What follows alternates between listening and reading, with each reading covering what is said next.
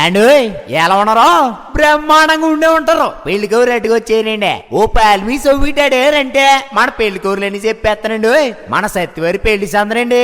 మన సత్య వెంకటరెడ్డి గారు, అదేనండి మన శ్రీని గారు, శ్రీమతి విజయశ్రీ గారు లేరు.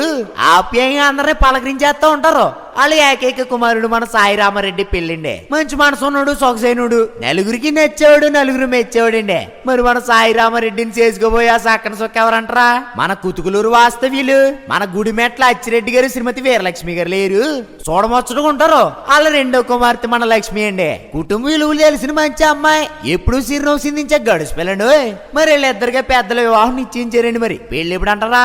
ఈ నెల ఫిబ్రవరి 20వ తారీఖు అనగా గురువారం రాత్రి 5:05 తెల్లవారితే శుక్రవారం అండి. పెళ్లి ఎక్కడంటారా?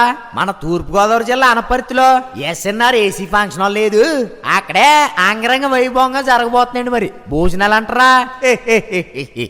ఆ మాటకు వస్తున్నానండి. అదే రోజు సాయంత్రం 6 గంటలకే కళ్యాణ వేదిక వద్ద పెడేస్తున్నారండి. మరి మీరు వచ్చారంటే నవగాయ పిండి వంటలు 4 కూరలు ప్రేమ పేరుతో మన సారు వడ్డిచ్చేస్తారండి. మరిచిపోకండి.